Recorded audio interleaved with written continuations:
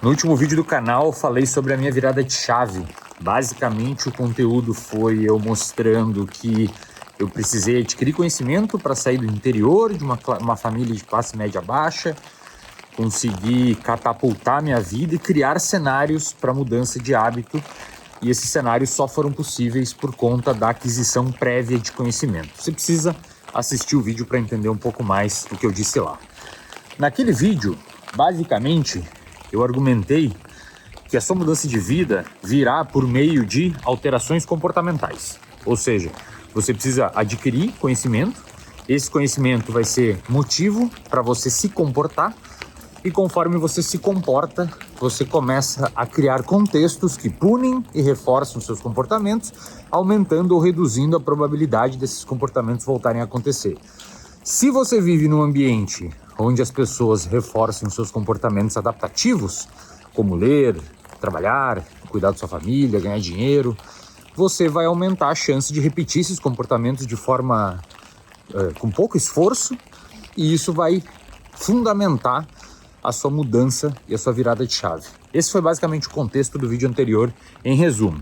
Mas você vai precisar... Nossa, olha que lindo isso aqui. Espera aí. Mas você vai precisar assistir se você quiser entender um pouco mais.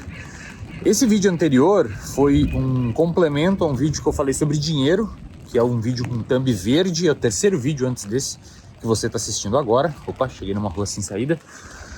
E no vídeo de hoje eu quero falar sobre um outro pilar. Então veja, a gente falou sobre comportamento e sendo executado e impulsionado via aquisição de conhecimento, e hoje eu quero falar sobre um outro pilar da mudança de rotina e da virada de chave, que é o pilar cognitivo. Você provavelmente já ouviu falar da terapia cognitivo-comportamental. Ela se chama assim porque um dos pilares de intervenção dessa terapia é via comportamental e um outro pilar é via cognitivo, por isso que é cognitivo-comportamental. Se você não me conhece, está chegando aqui agora, eu sou Wesley Delanogaro, sou psicólogo de formação, tenho mestrado em neurociências, doutorado em neurociências, fundei 5 empresas, sendo que uma delas é uma clínica com 120 psicólogos. Acho que 5 psiquiatras, 5 nutricionistas, não sei, hoje é meu time que toca lá.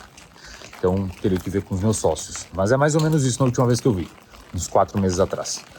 Então, mas meio que eu sei do que eu tô falando. Caso você não me conheça e acha que eu sou só um maluco aqui da internet andando de boina em Roma. Não.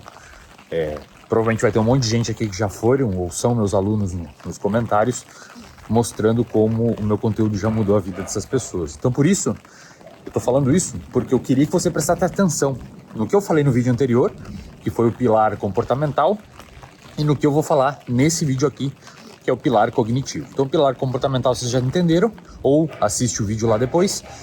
O pilar cognitivo basicamente é o seguinte: durante a sua vida você vai experimentando situações, e essas situações, que a gente chama de experiências, vão criando memórias. Essas memórias, elas são armazenadas no seu cérebro em redes neurais chamadas de engramas. Engramas é o lugar físico que a gente armazena as nossas memórias, que basicamente não é necessariamente uma área do cérebro, mas sim uma rede de neurônios interconectadas. Então, quando você lembra que Brasília é a capital do Brasil, você está ativando alguns milhares de neurônios esses milhares de neurônios é chamado de engrama, e é onde fica a memória de que Brasília é a capital do Brasil. As suas memórias de vida ficam armazenadas nos engramas. E as memórias de vida são experiências que você tem. Os amores que você teve, as decepções que você teve, os medos que você enfrentou, os traumas que você vivenciou, as derrotas, as vitórias, as experiências mnemônicas, né? As memórias mnemônicas, isso é os livros que você leu e tudo mais que aconteceu na sua vida vão sendo armazenadas nesses engramas. Esses engramas vão começando a formar uma percepção de você sobre você mesmo, que a gente chama, na psicologia cognitiva, principalmente nessa vertente da... Tá na chuva aqui e tem um monte de carro passando. Principalmente nessa vertente da terapia cognitivo-comportamental, né, nessa parte mais cognitiva, a gente chama essa percepção que você tem sobre você sobre os outros e sobre o mundo, sobre o futuro, de crenças. Você provavelmente escuta muito aí sobre crenças limitantes, né? As pessoas falam normalmente sobre crenças limitantes e tal, autossabotagem, mas o termo técnico é crenças centrais.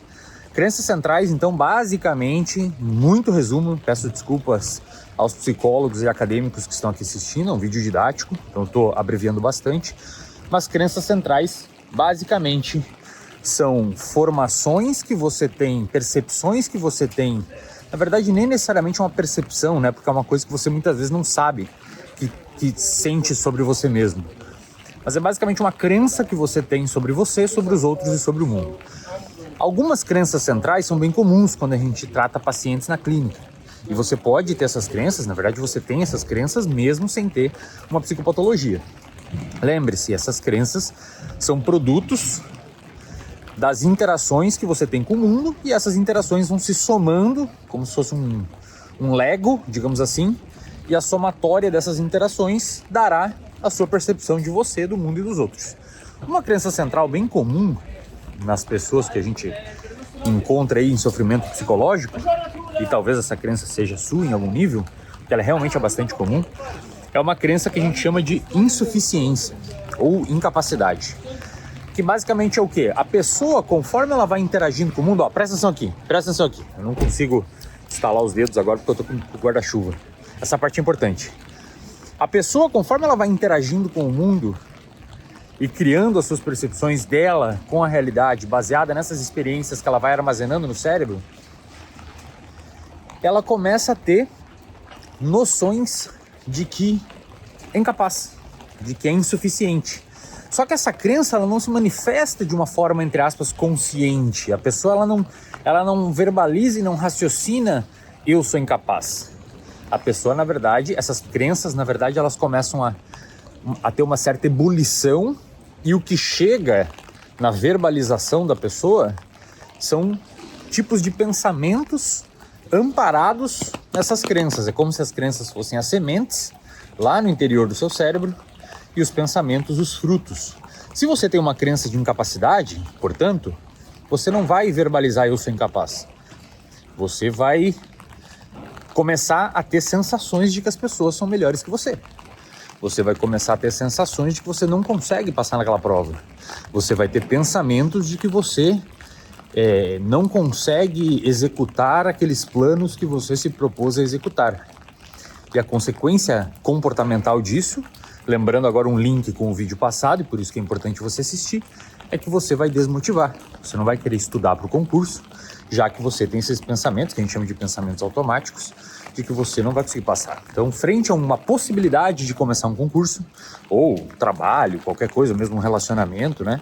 Uma amizade, falar em público, uma apresentação, automaticamente o seu cérebro já começa a borbulhar com pensamentos do tipo, eu não consigo, eu sou incapaz, isso não vai dar certo. E se você pensa dessa forma, consequentemente, lembre-se do vídeo passado, você cria um cenário onde reduz as probabilidades de você executar os comportamentos que você quer executar. É mais ou menos, preste atenção agora, como se você enxergasse o mundo com uma lente. E essa lente são as suas crenças. Olha como as ruas são apertadas aqui, ó. O carro tentando passar. Quer dizer, ele consegue passar, né? Aquilo ali é um Uber, aqui tem Uber Van. É como se você enxergasse o mundo como uma lente e essa lente são as crenças. Portanto, quando você vê uma realidade, um evento, como apresentar um trabalho, se você está vendo o mundo com as lentes e essas lentes são pintadas, digamos assim, manchadas, tingidas por essas crenças que você foi criando conforme você foi experienciando o mundo, você está vendo o mundo por excelência, presta atenção aqui, ó, mais uma parte importante, você está vendo o mundo por excelência de forma distorcida. Se você tem uma crença de incapacidade ou de insuficiência, portanto, é como se você estivesse, olha que louco, olhando o mundo com lentes sujas. A realidade, atrás das suas lentes, atrás pro lado de lá, né? Depois das suas lentes, ela não corresponde, preste atenção, àquilo que você está vendo. Porque você está vendo o mundo via lentes sujas. Ou seja, quando você tá para fazer uma prova, vai fazer um concurso, para fazer a prova não, né? Mas você vai se candidatar a uma prova, por exemplo, de um concurso. Eu dou esse exemplo sempre, que é comum.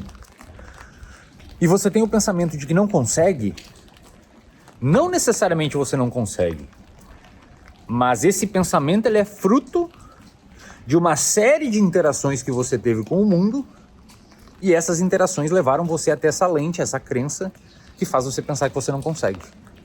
O que um profissional da terapia cognitivo-comportamental faz? Além de atuar pelo braço comportamental, que a gente comentou um pouco no vídeo anterior, posso voltar aqui e falar se vocês tiverem interesse, mas basicamente o profissional limpa suas lentes. E ele começa a questionar a veracidade dessas suas crenças. Porque essas crenças, não é que elas, como é que eu posso dizer? Não é que elas não existem. Não é que elas são fantasia. Quando eu digo questionar a veracidade dessas crenças, é questionar a correspondência que ela tem com fatos na vida real. Como você vai saber que você é incapaz de fazer uma prova se você nunca fez? Ou se você nunca estudou para a prova? Você pode ter feito sem estudar, mas aí realmente seria estranho se você passasse. A questão é, você está criando cenários na sua cabeça com base nas experiências que você teve com o mundo, e às vezes essas experiências podem ser experiências ruins, mas que elas não necessariamente traduzem o que vai acontecer na realidade, embora para você elas possam traduzir. Vou dar um exemplo prático aqui, deixa eu trocar de mão meu celular. Calma aí. Vou dar um exemplo prático aqui para vocês. Imagina uma mulher, ou um homem, tanto faz, imagina uma mulher ou um homem, que na infância não teve amigos. Aí ela foi para o ensino médio, pro ensino fundamental e para o ensino médio, e sofreu bullying. Sofreu muito bullying, foi rejeitada, não tinha amigos, zoavam dela, sei lá. Aí ela foi para graduação e ela finalmente arrumou um namorado ou uma namorada. E aí na graduação, esse namorado ou namorada traiu ela. Sei lá, traiu ela, zoou com ela, sabe? Esculachou. Aí beleza, ela entrou no trabalho, e aí no trabalho os amigos do trabalho não chamam ela pro happy hour. Ou para trocar uma ideia com as pessoas ali, para interagir com o grupo. Você entende que essa pessoa ela foi durante a vida toda, desde a infância, ensino médio, ensino fundamental, ensino de graduação, ensino fundamental, ensino médio, a graduação, até o trabalho, essa pessoa ela foi colecionando experiências de forma... Cara brasileiro, né? Já vê um barulho ali, já fica esperto.